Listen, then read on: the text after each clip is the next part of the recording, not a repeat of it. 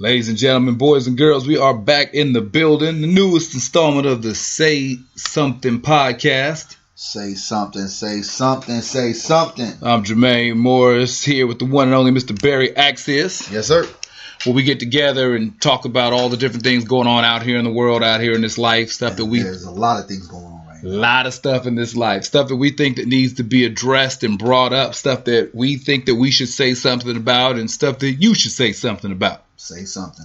Been a minute since we got back together, so... Man, I hate these moments because everyone gets so caught up in this holiday madness, man. I'm not really too much of a holiday guy. It's not because I'm Jehovah's Witness. When I finally got to break away from the spending of the holidays when my daughter got grown, I told her at the age 18, I said, hey, it's been a good ride, but I ain't no longer, participating in that. And she looked at me when I gave her last supper, not literally her last supper, but when I basically told her that, this ain't gonna be me. It's over. Yeah, she kind of looked at me with that eye. I mean, I still give her stuff, but I can't. This whole thing. I was just talking to my homegirl, Passion, part of one of my groups, Newbie Empowered Women, and she just was like, "Yo, I think I hate this month because people come off with me with all this holiday spirit, and I come up like a Grinch." And I just told her, I said, "Yo, let people have their moment. Don't get caught up into it." You know what I mean? Yeah, this is actually one of the most depressing moments of the year, months of the year. Like really? Suicide rates and depression and all that. Like it's huge around the holidays because you keep seeing promoted on TV. This is when you get together with your family. Yeah. This is, dinners and the turkey. And there's a lot of people out here alone. Yeah. And that where it works out on one side, commercialism wise, where everybody comes out spending, buying toys, buying stuff. There's a lot of people out there who paper ain't straight like that. Nah.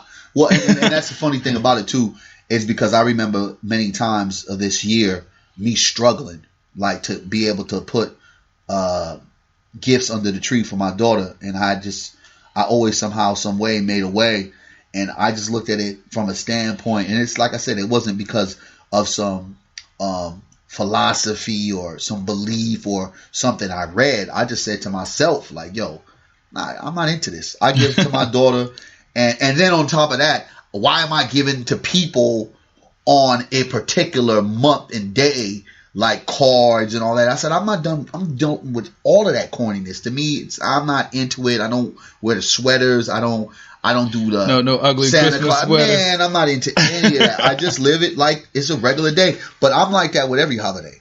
Yeah. I don't. Thanksgiving. We do a feed for our youth group, and we did it this past 24th. We don't even call it that day no more. We call it the day of giving back matters. So we switch up all of the ideologies that we've been programmed to think that is what we're supposed to do, to something that we do differently and make our own movement. And people say Kwanzaa and all that. I don't even rock with that. I just kind of like Kwanzaa. Yeah. Nah, I'm not even worried about that stuff. I get the idea of it, and I personally, I don't celebrate it, but I mean, I respect it. I definitely respect it. The principles are dope. Yeah, I'm not going to go out my way.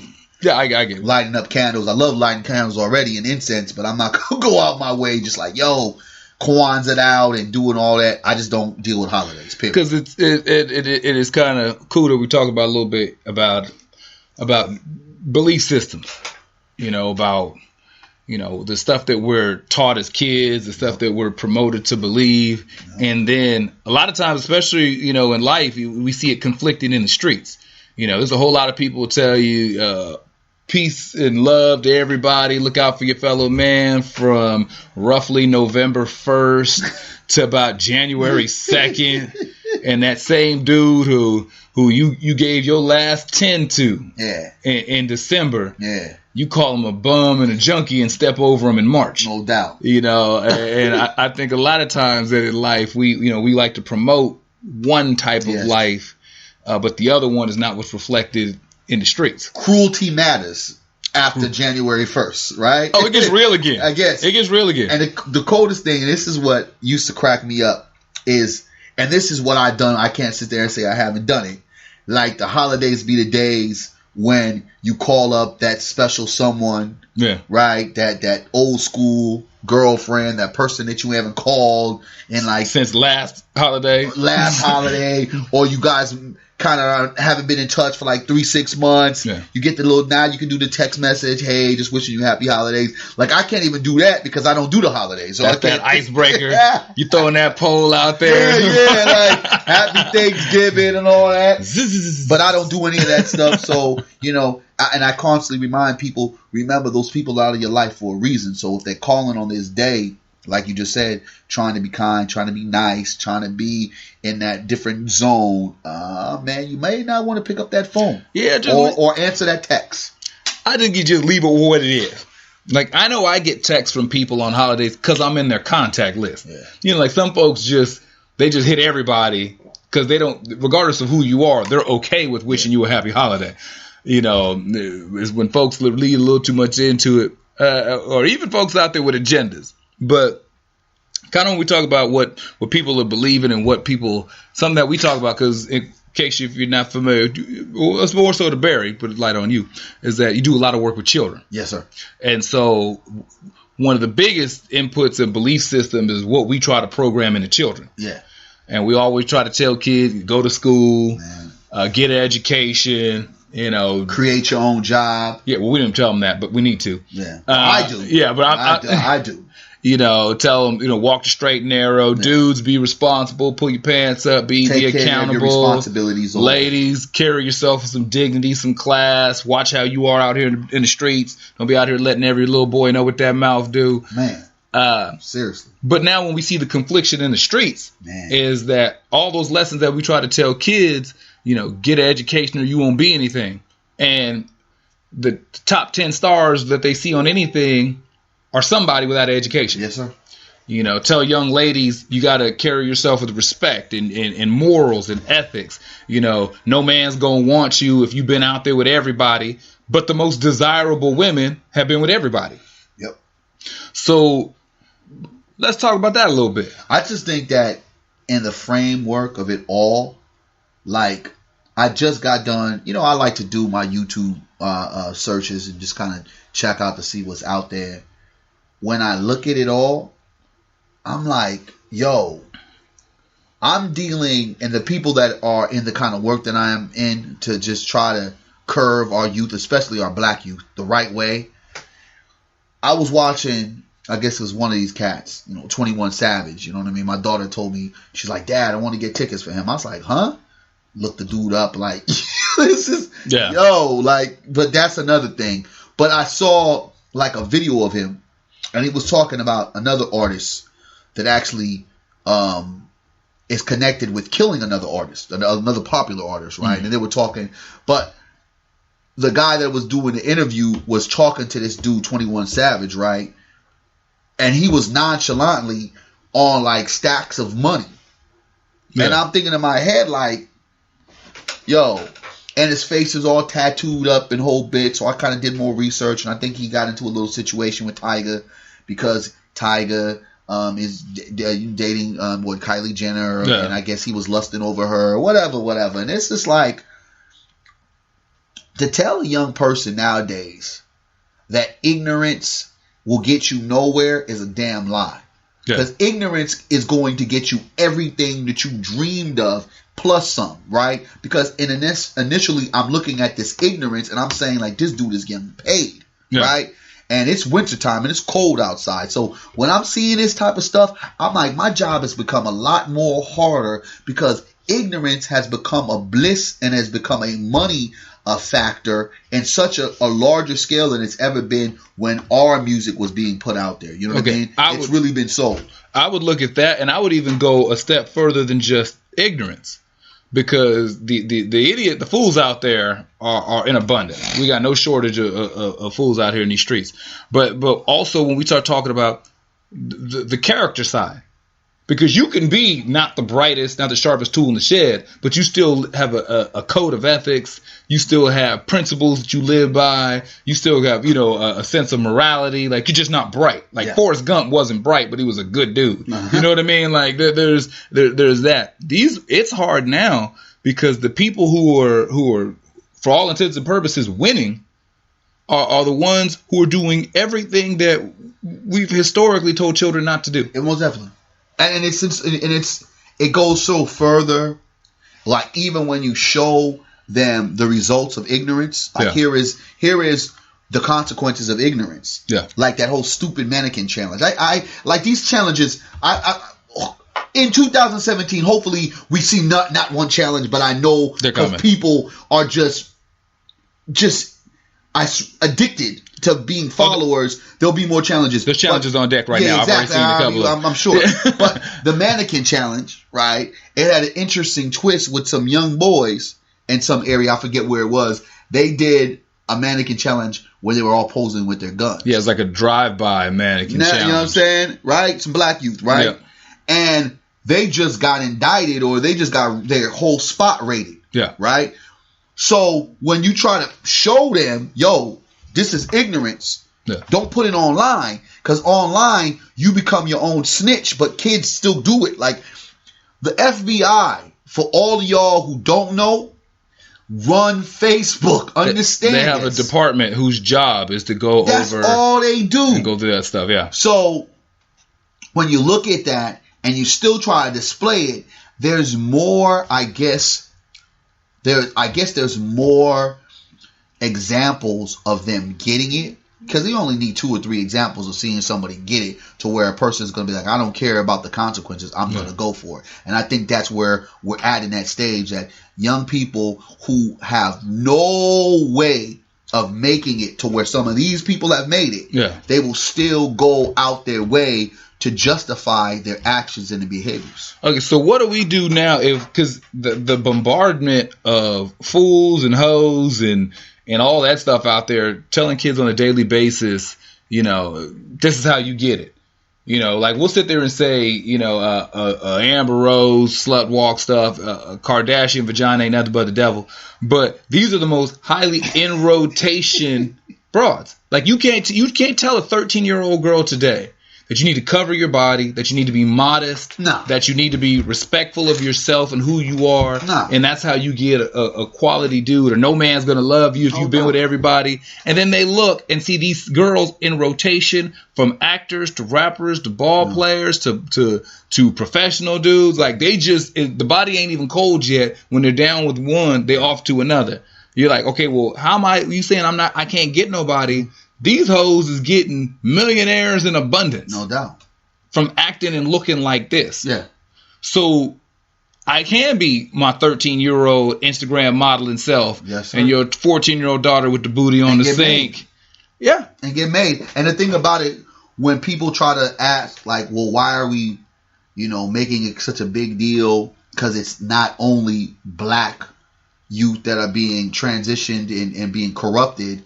The fact is that we always, on any level of negativity, pay the biggest penalty. So we have to be more transparent on our actions on how this works. Yeah. Because it affects our youth a lot more extreme than it does like the white kid in suburbia. Yeah. Right? Well, I think just go along with what you're saying, the best phrase I ever heard, shout out to our brother one time, Zoe Williams.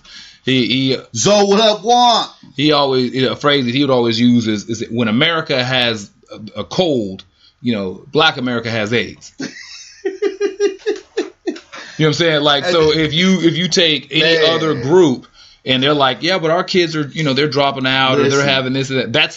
That's the equivalent. Yes, if America's got the flu, Black America's got AIDS. Because these youth that are trying to be these people, a majority of them will not. I remember in my daughter's senior year in high school, meeting a young man.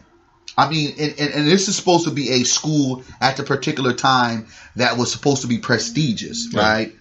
And I saw his tattoos on his neck. Yeah. I look at this dude like, like what you supposed to do? Like, what's your end game? Yeah, I'm gonna be a ball player.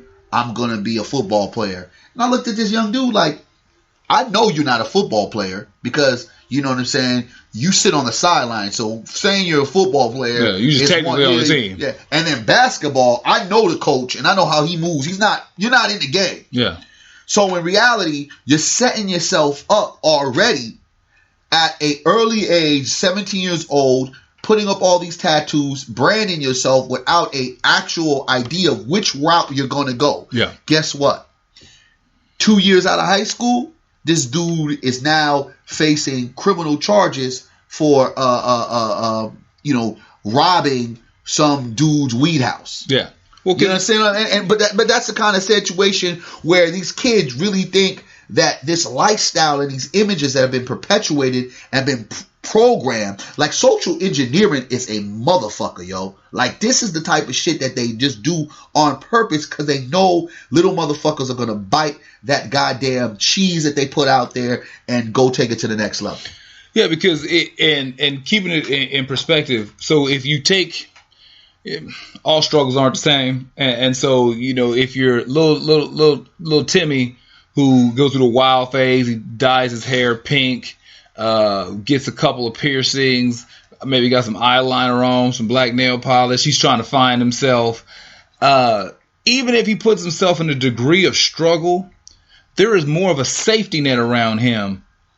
I.e. Parental structure. Just realistically, the playing field isn't fair racially in America. But even not even it's not fair. But I'm just saying. So I thought the playing field was fair. I know you talked to. I know you talked to which boy we say Lee Daniels said that he doesn't. We'll talk about that in a second. He doesn't see race. But I mean, so the fact of the matter is that when we amongst our people. You can't just be out there like that. But I'm saying, what are we to get to the point of talking to the kids? Because it's just hard. It's hard when you're trying to tell, your son or your nephew or your cousin or your little brother or your grandson or your whomever, like, hey, or a neighbor, this is not the way to be. This is not the way to go. This is not the way to behave. And everybody you see on TV in abundance, not like you just saw him one time and there was a one-hit wonder. You look at one of the biggest shows on TV, on cable TV, Power, 50 Cent show. Love that. And so you're sitting there saying, okay, well, what are you going to do, trying to sell drugs, try to do all this? Well, that's done by 50, former drug dealer. One of the biggest stars on the planet, Beyonce, married to a former drug dealer. In Sean Carter, aka Jay-Z. You look at, like I said, the most circulated women from Kim Kardashian to the next first lady, are women out there who is just doing it for the gram, just out there going to Mayday rounds. But I tend to differ with that. I don't think that it's wrong. I feel like that's the most powerful kind of form of showing young people, to be honest with you, how to transition. Because I'm a former hustler. You know what I'm saying? I can never knock what the streets have taught me and what the streets gave me, what the streets made me learn. You know what I'm saying? So I can never sit there and look at those people in a sense of because if you really look at society within itself, like the American idea and dream has always been based on doing something that you probably are not expected to do, or doing something that you may regret, or doing something that might not look to be as feasible as some people will look at it. Like, everyone hasn't walked the straight and narrow here. Let's be constantly and honest and clear about this. America wasn't just made great just because America just said, hey, let's do everything the right way. That's not it. So when I see guys like 50 Cent, I see guys like Jay-Z and Beyonce embrace that, I see transition. If them dudes was still out there selling keys, where some of those artists who we think are transitioning, they kind of still promote that. Like, you got a guy like Soulja Boy who still kind of promotes this thuggery, and it's like, dude, you're not even about that life, but you want to promote that at 17. Yeah. You but you promoting all that fuckery, that coon shit. Then that's when I have an issue. Or even guys like Chris Brown, dude, why are you claiming Pyru? You know what I'm saying? You're a fucking singer. Those are the kind of things of those guys going backwards. I rather see someone evolve and evolution, because if my past wasn't what it was, I wouldn't be here today. So I can't knock that. I get that, but I'm looking at, so if you take a 50, you take a Jay-Z, that's end result. And that is Jay-Z was talking about, he escaped prison time by the skin of his teeth. Like he said, I think we all have if you're in the game. Well, no, but I'm saying 50 got a face full of lead, and he still got a bullet in his face. So, I mean, there are those who will say that, I get respecting your past and respecting it. I had to be that to be this. But for the kids who think that they're going to duplicate that process and think that they're going to take, 9 shots and then use that as momentum to platform themselves to a multi-million-dollar recording artist, it ain't going to play out that way. If you think that you're going to stack all this paper and start your empire and end up with a Beyonce, it ain't going to end that way. But at the same content, yeah, I get that. But at the same content, I do believe that those images are a lot better transition-wise. We've talked about this before. The Negro has no idea how to transition from being that youth of yesteryears to that man of today, right? Okay. I'd rather see those because eventually, like, let's think about it. We know those guys that we talk about have done some wild shit. Yeah. A lot of that stuff hasn't been recorded on the gram, the Snapchat, the Facebook. There's videos circling around about certain things, and there's, of course, conversations. Of course, they live that, right? But we have these young people that are auditioning for Fuckboy Studios, right? Real time. And they are really believing in a sense of, I'm going to be this way. And then eventually, like you say, they're going to get to this level. And I don't see where that's going to happen like these other people that we're talking about that transition, because their characters have created so much self-destruction within itself that they're going to fizzle out, or something bad's going to happen to them, or the alphabet boys will have them under some cell. Yeah, well, and this is the thing which I say going along with that is, so take just those two examples, and then we get off Curtis and Sean. And you got to just be riding them out. But how they are, their demeanor, their thought process, and the way that they move, it's a safe assumption that 50 Cent and Jay-Z would have been successful at nearly anything. Okay. Their business prowess, their soaking up knowledge, their attention to detail, their desire to learn, like, it's safe to say that these guys could have been successful in any avenue. So I'm just talking about when we that hard sell of trying to tell kids to not behave this way. To not do wrong, to walk the straight and narrow. And then across the board, like I said, our newest president, we sit there and try to tell kids about how to conduct yourself, how to carry yourself, and then you got, grab them by the, the pussy is your new president. Grab him by the pussy. And then I don't know if you heard, one of his newest appointees is Linda McMahon. Dude, it's a new small business administrator just admitted to the cabinet. If you don't know who Linda McMahon is, you've probably heard of her husband, Vince McMahon. Oh yeah, brother. Yeah, Vince McMahon, WWE, formerly WWF owner. They're notoriously bad. Okay, Vince. So it's a real sidebar for the framework. Vince's father used to be a wrestling promoter. Yep. Vince didn't even grow up with his dad. He didn't meet his dad till he was like 12, 13. That's what I heard, yeah. Ultimately got involved with the business as a promoter. His dad used to have certain business practices with a bunch of other small promoters where he was like, I'm not going to outbid you. I'm not going, let's get this together. Let's everybody go. When Vince eventually took over the business, he wiped out everybody else that was his father's old handshakes and agreements. He sold everybody out for the come up, and his wife right along with him. So they sold out a bunch of shady practices. I guess she ran for Senate or something, didn't get it. Well, now she's appointed. Because also on top of that, let's not clearly forget the steroid scandal that he was involved with. But that's what it was attached to with her. Yeah, what I'm talking about. That's what I'm saying. Exactly. So that's why she didn't win. So the overlooked drug use and steroid use, the overworking of the wrestlers, the not acknowledging their benefits. If you don't know about professional wrestlers, it's a crazy circuit. It's more than the weekly shows you see on TV. Most professional wrestlers are on the road close to 300 days out the year. Exactly. There's no season. No. So NBA, NFL, you play NFL, you show up in August, you're done, and you're done in January, February at the most. There's an off season. There's no off season in professional wrestling. And if you try to be off for too long, you lose your spot. Yeah. The only time you get to go is those few handful of people that gone on to do movies or something like that. But if you got injuries, you need to show up to work tomorrow. Yeah. So in any event, just a long history, thousands of wrestlers who had grievances and just getting shaded over. She's made her way up. Her husband got a company worth over $1 billion, and now she's appointed by the newest president. It's hard when you try to tell people that you need to be right, and I don't mean right being correct, but I mean right being just and being ethical and moral. But it just seems all the folks that's out here sinning are the folks that's out here winning. Yeah, most definitely. And I think that in the same content, when you look at that, you just look at his whole cabinet. His whole cabinet is full of billionaires. Yeah. When you go into looking at he getting the band together. His whole cabinet is filled with white supremacists. On the low.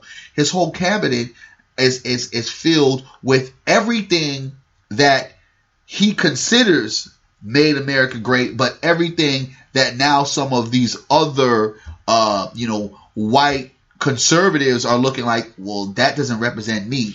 Yes, you idiots, it doesn't, because you guys have been screwed, fooled, and played. Well, he got old Dr. Ben Carson in there. And then, of course, he got the cool Negro on there. But it's all the people that supported him. Yeah. And he's giving them the just desserts as he's supposed to. Yeah, because they talked about, like with Linda McMahon, that she gave $6 million. Oh, and you know what? She did it such on the low. I think it only came out little bits after it kind of like, his whole thing kind of really moved and it was about to be election time. Because think about if it kind of happened in the moments where Trump was saying all those different things. Like the stock of WWE that's already struggling right now, because I'm a avid fan.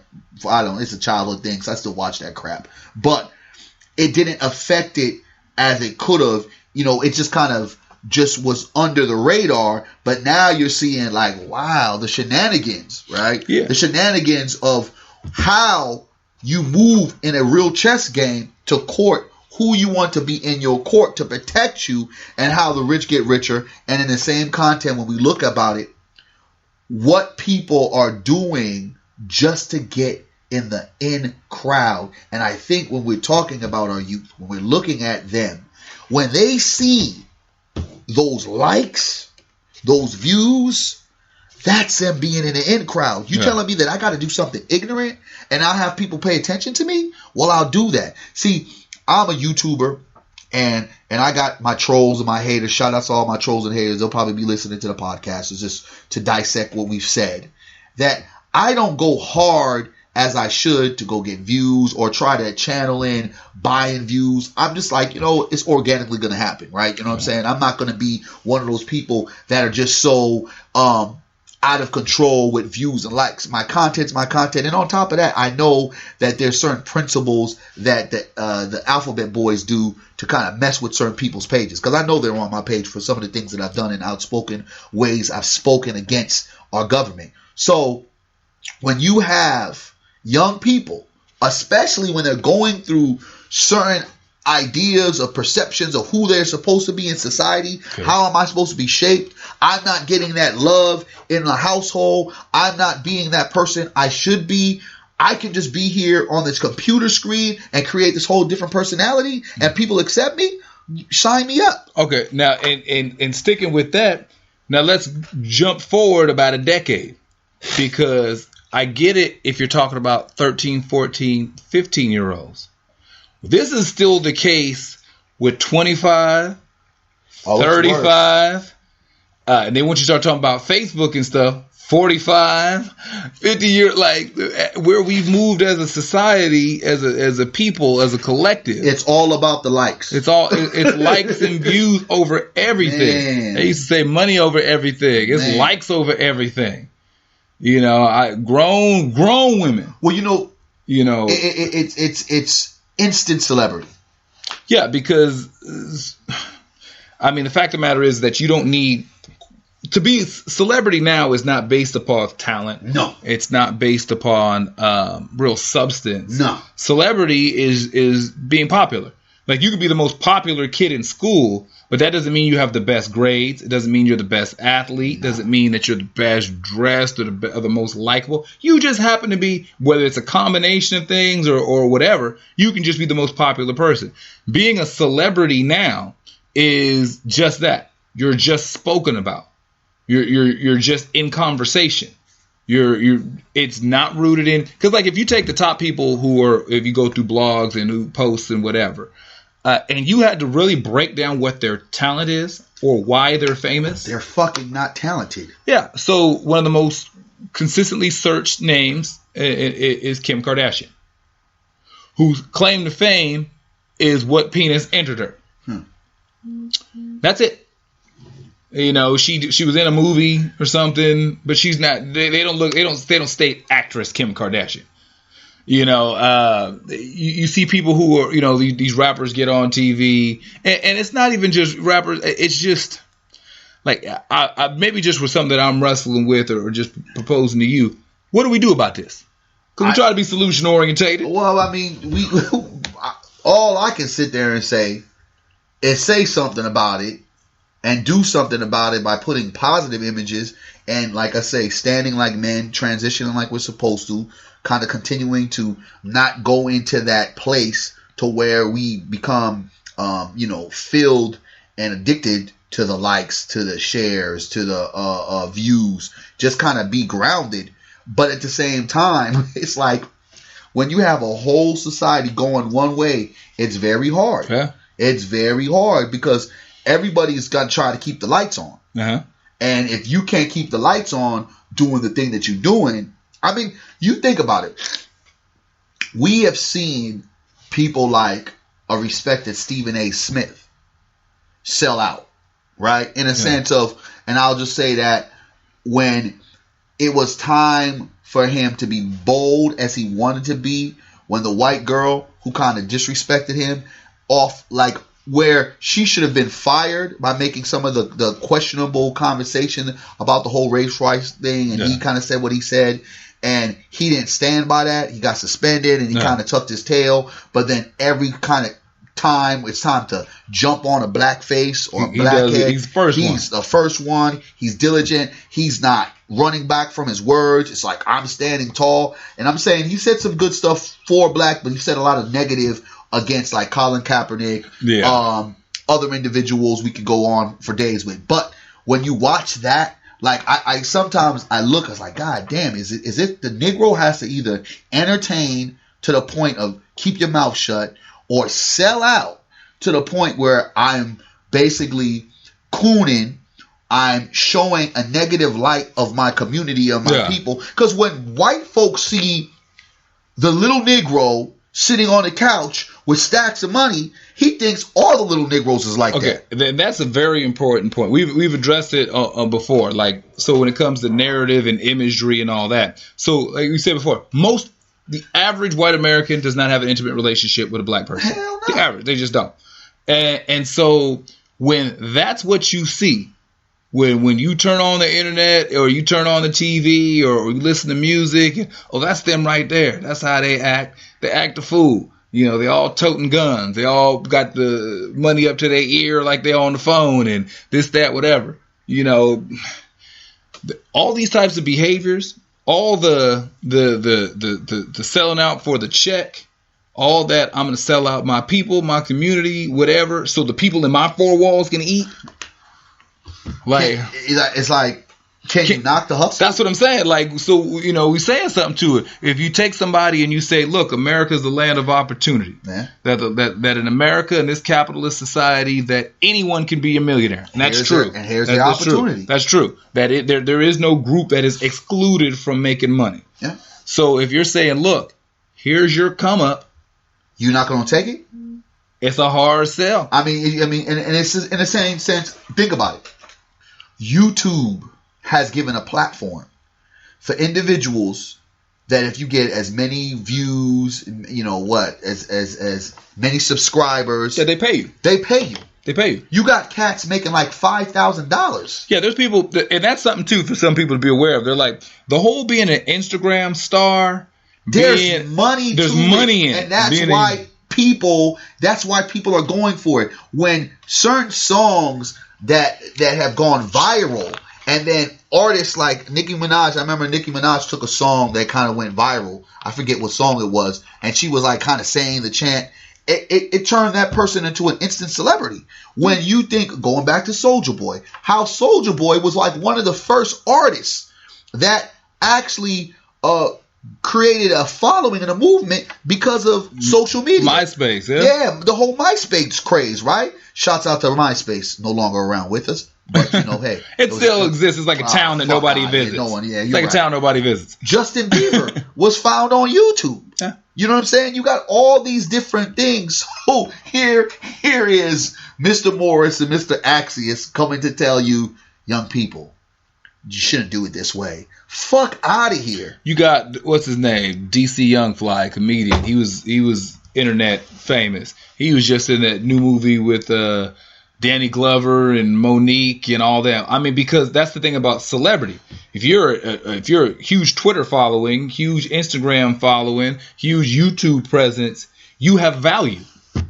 Because exactly. So you have a following that drives, you know, if you then all of a sudden, hey, put him in this movie. Why? Because he's got 1 million followers on social media. If we put him in the movie, even if we can just get 10% of that. Yeah.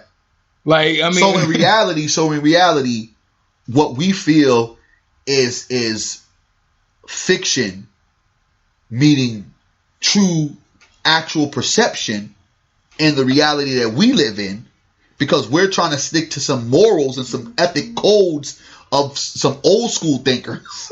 Yeah. These little motherfuckers don't give two shits about it, because at the end of the day, show me the check or shut the fuck up. Okay, but let's okay. So it's one thing when we talk about kids. That just seems to be the across the board. No, it's not. It's deeper than kids. The only thing about it what is destructive with the youth is because they do more destructive things. Yeah. Adults have done more scandalous, you know, little titty here, a little kind of twerk there, a little a dumb rendition of something, a little dumb challenge, whatever, where these younger folks, they're toting guns, like they're going way out of principle. Likes over everything. I mean, they codeine. They're doing so much fuckery to where they can really find themselves. And the thing about it is, with artists, it's different, that have kind of got there. So that's almost like their platform, like their diary, right? It's almost like their diary is to here's my life. And it's also marketable to white supremacists, because at the end of the day, let's keep on showing the negative injuries of the little Negro. It ain't going to bother us. It's going to make us money, right? And it's going to make the community go, downgrade a little bit more. You have no one deciding to say enough is enough. Just like you said, the older people are doing it, the younger people are doing it. By that, maybe that's where I'm at then. So what is it that's, or do we just say that's it? That's what we are. It's like this, dog. That's why we do what we do. We do what we do so we can be a alternative, right? We do what we do so people can start looking our way. That's why at the end of the day, you're on the platforms you're on the platforms I'm on, because we have to be able to battle the beasts where they're at. And in the reality, it may come with some controversy, it may come with some perks, it may come with a lot of trolls. Yeah, I picked up one of yours last week. Did you? Yeah.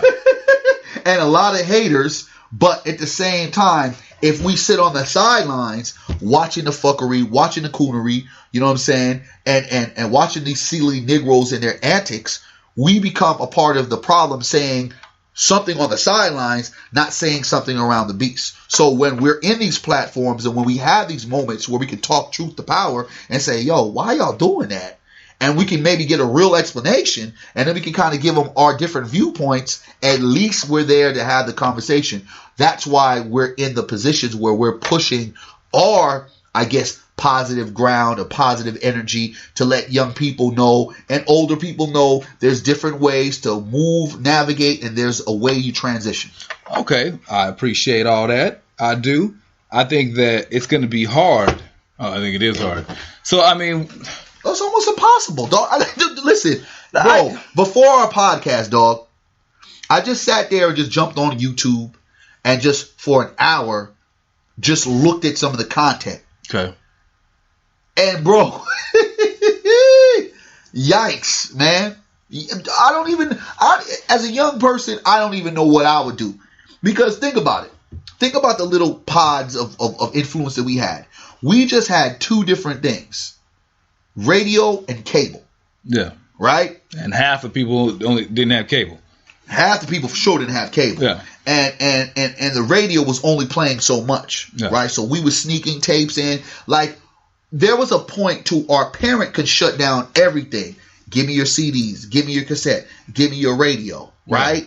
And and half the time, your partner would be in the same kind of predicament. Yeah. Y'all both don't got shit. You know what I'm saying? So, like, yo, there's no cable, so I can't watch that. There was no heavy access to going to the school, typing in, boobs, and then seeing a plethora of boobs in my face. There's nothing. Getting Pornhub straight to your cell phone. Now, with the weapons of mass destruction, a.k.a. the smartphone, that a kid from age 8 has either a tablet or one of these devices, you get to open up the world within a click. That is powerful, dog. It's funny because in like around when was Facebook kind of emerged? Let's call it 2000. Okay, 2000. Let's go into 2009, 2010, 2008, right? Okay. Probably around that time. My man was just talking about it today. I was in a meeting and we were talking about how media has played such a huge part in a lot of the violence and a lot of the community disparity things that are going on right now. And it was like around 2010, he was talking about a shift. And I said, yeah, that's true. Because if you think about it, in 2010 or 2008, from the start of all this social media revolution, right, you had things as Instagram, Snapchat, Kick, Twitter, Facebook, all coming at one particular time. Yeah. In any kind of platform, showing you something different.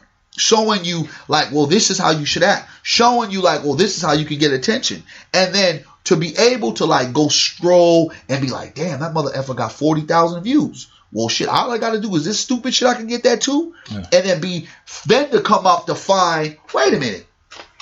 I remember that chick on Instagram, like I was liking on her page. She was posting all those pictures. Now she's walking the red carpet of a BET award show. Yeah. I want in. Like, in a way of going to school, trash. I don't want to do that. Yeah. I'm not a great athlete. I'm not too smart. I don't work good with my hands. What can I do? I got a pretty face. I'm solid gold. Ooh, I got some muscles. I'm solid gold. I can rap a little bit stupid and do something quirky. I'm solid gold. This is a paycheck? Sign me up. Okay, so basically we're talking about an extreme self-esteem deficient community. Dog, we've been dealing with self-esteem issues from like the days of old. I get that.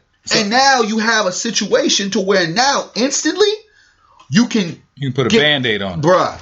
Like, you can instantly get gratification when you go ahead, put a snap, little selfie. I hate selfies, by the way. And then, boom, like 300 people. Oh, I love you. Oh, that whole bad mood or that look that you had, that gloominess that you had, now all of a sudden it becomes happy because you see people paying attention to you. Okay, so the reason why I framed those questions that way, and you gave me the perfect response to it, is that so when people hear this, or when you're in conversation and you wonder, what it is that you're looking at, that's pretty much it.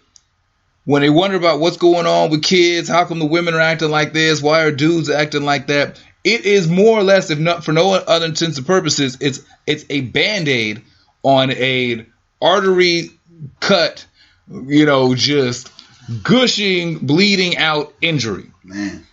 And this self-esteem deficiency, this lack of self-love and self-appreciation, lack of self-awareness, lack of feeling valid in the world will have you, will have your siblings, will have your children acting a fool, doing it for the gram, doing it for the snap. Like it's become such a huge problem because low self-esteem, lack of identity, lack of connection, lack of empathy and compassion is a much huger problem. Oh, it's big.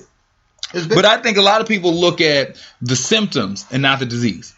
They look at, well, how come you got all these kids out here acting like this? How come you got all these grown people acting a fool? They just wasn't raised right. They don't have their parents. Their parents need to kick their behind. Yeah. She just need to put some clothes on. Yeah. I think these are things that we need to say something about in the sense of you can't just keep dismissing problems. Like, because you don't like the symptoms, you can't just keep dismissing that there's an issue. I don't like you limping around this house, but I'm not going to get you a cast for that broken leg. Yeah. Like, I want to hear you hobbling no more. Yeah.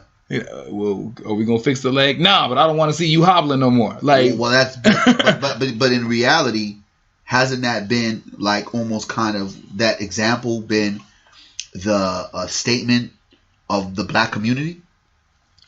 I don't care about your problems. Hasn't that been the whole situation? I mean, remember when we used to get whooped? Like, fix your tears, don't. I'll give you something to cry about. I just whooped you, but if you don't stop crying, I'm gonna give you something to cry about. What was that 30 seconds ago then?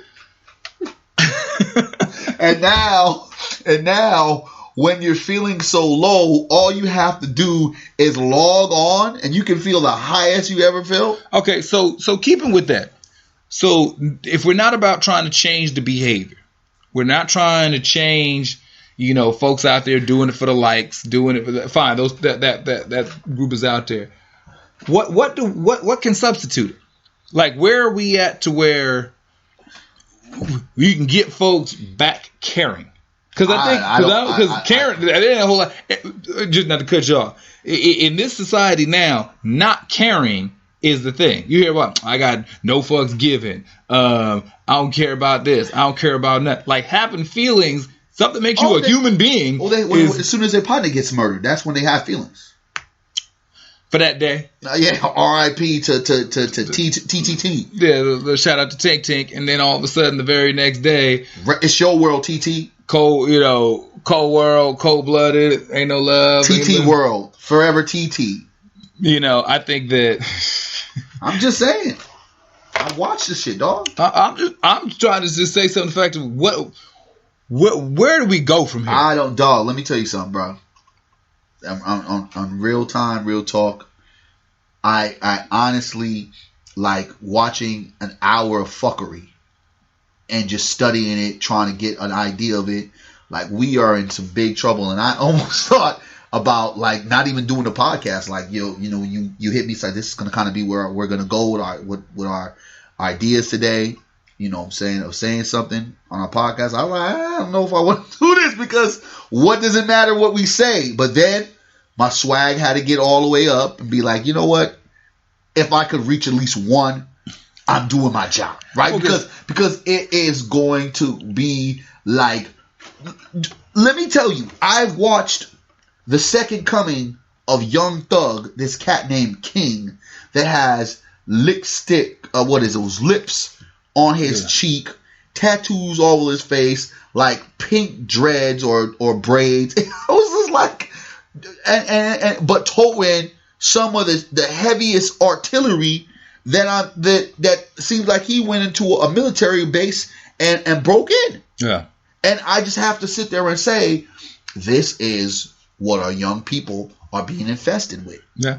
And this is what they deem to be the proper behavior for the black experience. Because all over the United States and even international, we have embraced something that you and I used to love so much, the hip hop world, the hip hop culture, to almost a degree where it's now having a backlash on us, because one, we don't control it. There's only a few hip hop artists that can kind of control their own destination. And some of those guys we talked about earlier, right? Everyone else is a pawn.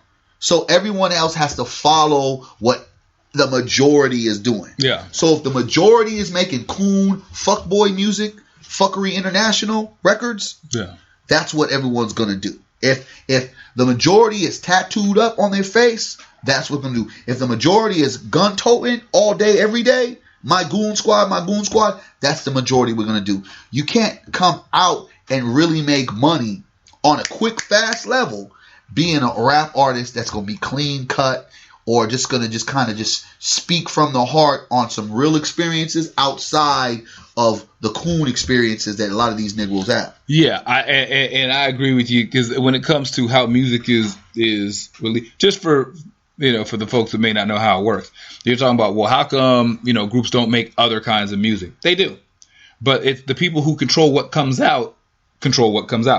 So there may be an A&R office, an executive office, where they've got 50,000 songs ready to go. Yeah. And you can have somebody who's lyrical, who's got deep content, who's socially challenging, and this is somebody who's like, this is who I want my son to listen to. These are the type of words I want my daughter hearing. If that ain't what they're on this year, because there's a meeting about what's get released, and if that's not what the campaign is, that's not what's coming out. And so they'll go through them 50,000 songs, and then they'll find 30,000 of that same garbage. This is what we on today. And that's why you'll hear 10 songs by 10 different artists, 8 of them produced by the same guy, of the same song, because that's what the theme is this year. But I'm just talking about saying something to the effect of, about addressing the disease. About we recognize the symptoms. We see all the stuff that girls are doing for likes, but dudes are doing for attention. What's out there to get to get a check. But at some point we're gonna have to address the problem. This self-esteem deficiency, this lack of love for each other and ourselves, like all this stuff is stuff that we can't just continue to ignore. I don't think that, brother. As long as the pockets have lent, these mother effers are going to go for what they know. Because like I said, it's winter time and it's cold outside, right? Yeah. And a pretty smile doesn't pay the rent. Yeah. Maybe for a woman it does every once in a while. Yeah. But for males, for sure. And when you grow in and are placed in a life of chaos where all you've seen is addiction, you've seen crime, you've seen violence, you've seen poverty, you've seen no way out, and a way out is to be as ignorant as you want to be. Yeah. Cats is going to go on to that.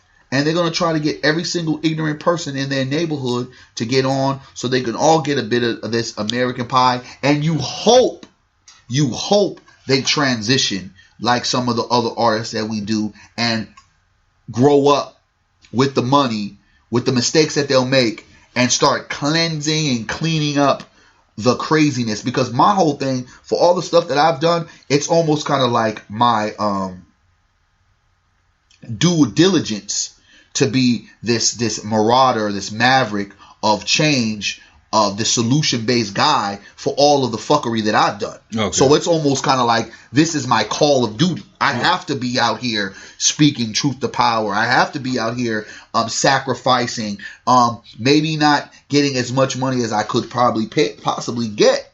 Because, yes, because I've done so much damage. And clearly it's not the damage that some of these other individuals done. Because my scope of reach wasn't as high, because I didn't have these gadgets like they have now. Yeah. But I know I've touched and I've kind of misguided enough people to where I'm like, yo, this is what I got to do. Yeah, do something. Right? I got to do something from it. So in the same sense, bro, like in reality, man, I just think that as men, all we can do is be that, stand on it, call it out, not be afraid or ashamed to sit there and be individuals and to stand outside of the crowd, not being followers. It's like show men how to be men again and show men how to be leaders, because I think that's the lack of leadership, lack of fatherhood, because white supremacy is going to be what white supremacy is going to be, right? But if we play into it, it creates a whole different norm.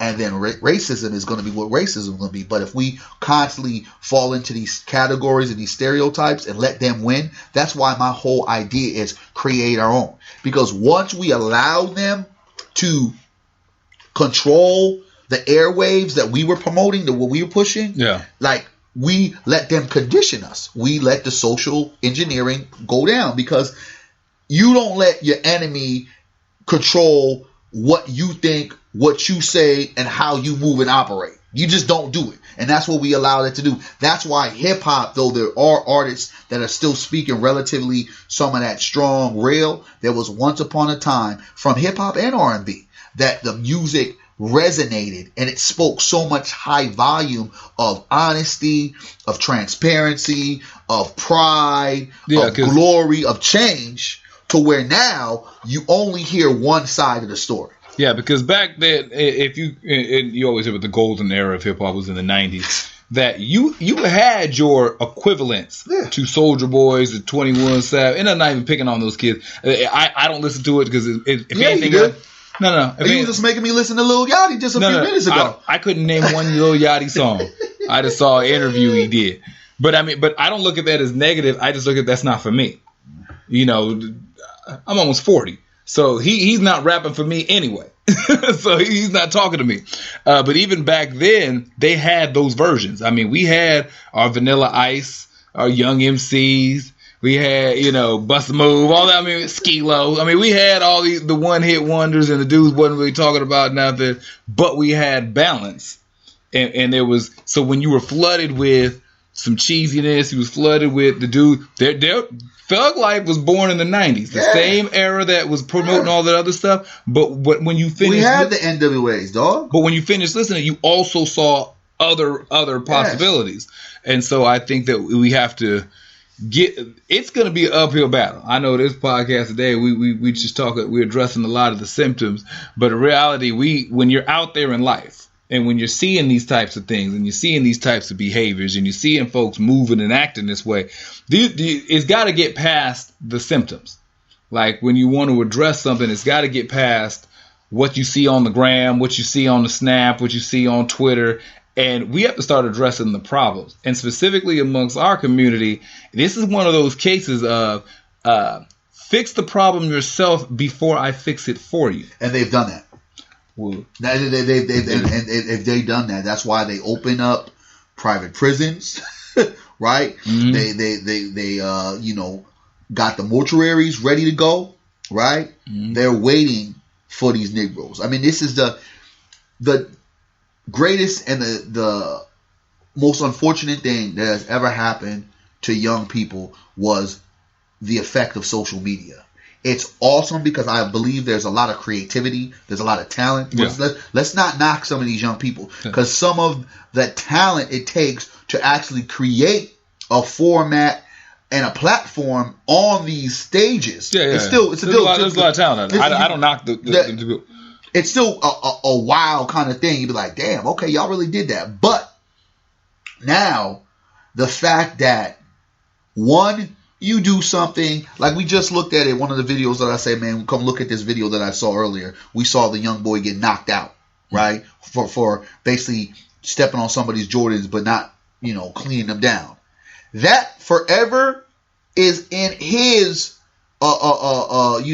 memory, not in a sense of his mind, but in internet glory. Yeah. Like, so whenever he gets too bold, I could just go, hey, Leroy. Remember this? Yeah. Where you and I, there's some shit that I know. If you wasn't there, you wasn't there. If you wasn't there, it didn't happen. So it now creates kind of that uneasiness. And I definitely believe that that's why a lot of these young boys and girls now, especially too, they are so quick to go from the holster, not the shoulders, because that embarrassment, like you sit there and you get that situation where now you're being put on World Star, that that fuckboy.com that they like to promote so heavy, you now become a victim, and that could destroy you before you even start life. So that makes you want to get revenge because nobody wants to be embarrassed. So the gift and the curse is like, though the platform is awesome,